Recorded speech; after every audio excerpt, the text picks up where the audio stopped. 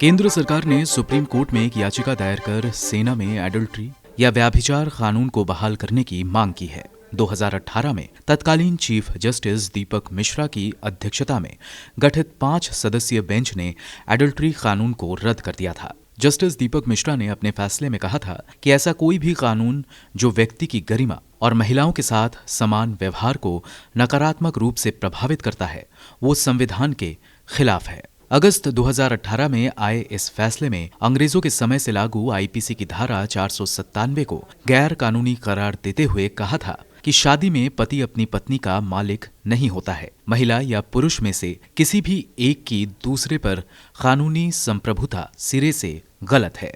Justice Mishra समेत justice Rohinton Nariman, justice M Khanwilkar, justice D Y. Chandrachud और justice Indu Malhotra ने एक मत से अपना फैसला सुनाया था। तब कोर्ट ने कहा था कि धारा 497 अनुच्छेद 14 और 15 का उल्लंघन करता है, क्योंकि ये लिंग के आधार पर भेदभाव करता है और इसके तहत सिर्फ पुरुषों को अपराधी माना जाता है। एडल्ट्री को अपराध मानना एक पुराना विचार है, जिसमें पुरुष को अपराधी और महिला को पीड़ित माना जाता है, लेकिन मौजूदा समय में हालात बदल गए हैं। कोर्ट का मानना था कि आईपीसी की ये धारा उस सिद्धांत पर आधारित है जिसमें कहा जाता है कि शादी के बाद महिलाएं अपनी पहचान और कानूनी अधिकार खो देती हैं, जो कि मौलिक अधिकार का उल्लंघन है और ये सिद्धांत कानूनी तौर पर मान्य भी नहीं है। व्याभिचार अनैतिक जरूर हो सकता है, लेकिन इसे गैर कानूनी नहीं माना जा सकता।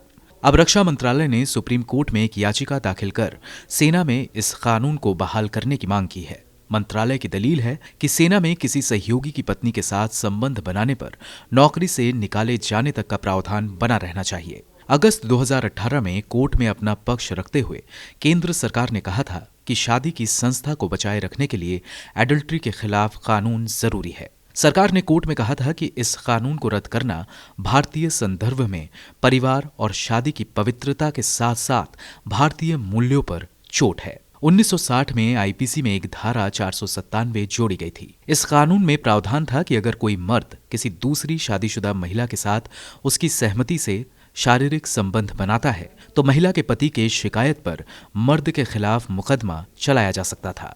कानून के मुताबिक ऐसे हालात में पुरुष को 5 साल की कैद और जुर्माना या फिर दोनों ही सजा का प्रावधान था, जबकि इस कानून के तहत महिलाओं को दोषी नहीं माना जा सकता था।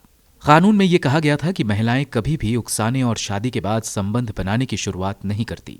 जानकार इस कानून में कई खामियां बताते हैं। जानकार मानते हैं कि ये कानून महिलाओं को सिर्फ शारीरिक संबंध के लिए सहमति देने तक ही सीमित करता था। जानकार कानून में एक खामी ये भी गिनाते हैं कि इस कानून के तहत महिला सहमति से संबंध तो बना सकती थी, लेकिन उनके लिए सजा का कोई प्रावधान नहीं था। रक्षा मंत्रालय की याचिका पर जस्टिस नरीमन की अध्यक्षता वाली बेंच ने एक नोटिस जारी कर मामले को चीफ जस्टिस एस.ए. बोबडे के पास भेजने का सुझाव दिया है। उन्होंने कहा, क्योंकि 5 जजों की बेंच ने इस पर फैसला दिया था, इसलिए इस याचिका को चीफ जस्टिस के पास भेजा जाना चाहिए ताकि कोई उसी तरह की बेंच बनाई जा सके। मोहम्मद नूरुद्दीन की रिपोर्ट, गो न्यूज।